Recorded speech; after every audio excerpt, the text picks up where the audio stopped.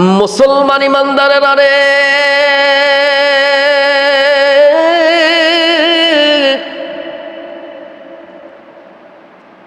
যেই দেশে নারী নেতৃত্ব করা হয়, নারীদের গোলাম করা হয়, গোলামি করা হয়, নারীদেরকে নেতা বানাইয়া সমাজের পুরুষেরাও যারা হলো ওই নারীর গোলামি করে।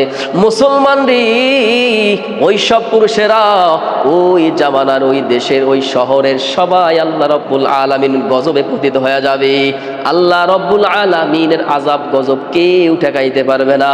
মুসলমান ইমানদারেরা, আমাদের দেশে যে পরিমাণে ভারত, বাংলাদেশ, পাকিস্তান, বিশেষ করে বাংলাদেশ, আমাদের বাংলার জমিনে যেই পরিমাণ নারী নেতৃত্ব করা হয়, নারীরা নেতা হয়, নারীরা নেতৃত্ব দেয়, পৃথিবীর অন্য কোনো দেশে এরকম নেত্রী পাবেন না।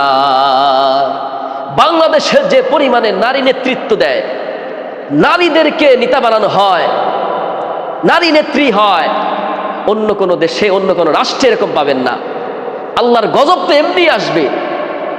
যেখানে আল্লাহ রব্বুল আলামিন নারীদেরকে ঘরের ভিতরে থাকার জন্য আদেশ করলেন, অকরনা ফি বুয়ুতিকুন্না ওয়ালা তাবাররাজনা তাবাররুজাল জাহিলিয়াতিল উলা। মুসলমান নাম লাগাইয়া তোমরা জাহিলিয়াতের যুগের মতো তোমরা প্রদর্শনী তোমরা করিও না, তাদের মতো ঘরের বাহিরে যাইয়া তোমাদের রূপ লাবণ্য দেখিও না, দেখাইও না, তোমরা পর্দার ভিতরে, পর্দার থেকে বাহিরে চলে যেও না। মুসলমান আজকের দেখেন কিছু নেত্রী আছে, কুলাঙ্গার নেত্রী, শান্তা ফারজানার মতো বিশ্বা মহিলারা নেতৃত্ব দেয়, আবার বলে আমরা শরিয়া আইনে থুতু মারি। এই সব বিশ্বা মহিলাদেরকে পতিতা, এরা হলো পতিতা, যারা শরিয়া আইন চায় না, ইসলামের পোশাককে তারা ছোট করে, থুতু মারতে চায় শরিয়া আইন। আমরা তোর বুকে থুতু মারি, বিয়াদব কোথাকার, তোর মতো নেত্রীর গালের আমরা জুতা পিটা করি। বিয়াদব, তোর জন্ম ঠিক নাই। যারা সন্তানের মুখ থেকেই এই সব ফাইসা কথা, অশ্লীল কথা, ইসলাম বিদ্বেষী কথা, কোরআন বিদ্বেষী কথা, শরিয়া আইন বিদ্বেষী কথা বলে, এই সব কুলাঙ্গারেরা যাদের জন্মে ঠিক নাই। মুসলমান ইমানদারেরা রে, এরপরও এরা সমাজের নেত্রী হয়। কিছু মানুষ তাদেরকে ভোট দিয়া নেত্রী বানাইছে, এরাও হলো গণ্ডমূর্খ, জাহেল। যেই সব জাহেলেরা এই সব জাহেলদেরকে সমর্থন করে, ওরাও জাহেল। যারা ওদের নেত্রী হয় উভয় জাতি জাহেল। এর ভিতর পেছে পড়ে কিছু ভালো মানুষও ধ্বংস হয়ে যাবে।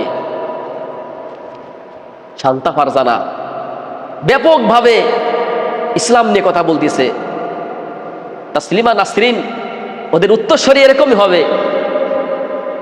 ওদের উত্তরসূরি। আল্লাহু আকবার।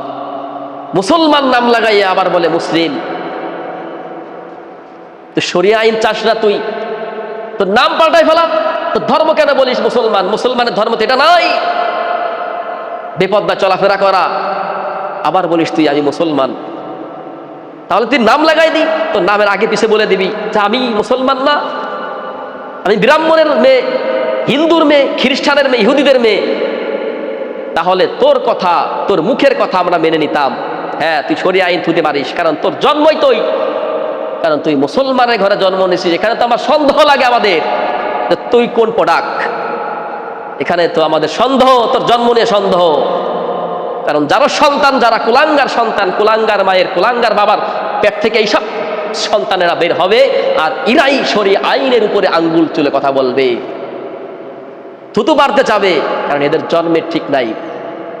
মুসলমান ইমানদারেরা ভালো করে বুঝবেন, মুসলমানরা আমার, আল্লাহ রব্বুল আলামিন এই জমিনের উপরে, আল্লাহ রব্বুল আলামিন তখনই মুসলমানদের উপর আল্লাহ রব্বুল আলামিন শান্তি বর্ষিত করবেন যতদিন পর্যন্ত মুসলমান আল্লাহর গোলামির ভিতরে নিমজ্জিত থাকবে।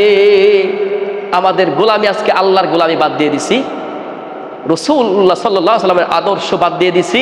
আজকে আমরা নারী নেত্রী বানাইয়া তার পিছনে পিছনে আমরা তার ঘেরান সুখী। কিছু কুলাঙ্গার আছে নারীদের আপাস পাইলে, নারীদের আশপাশ পাইলে ওখান থেকে সরে না।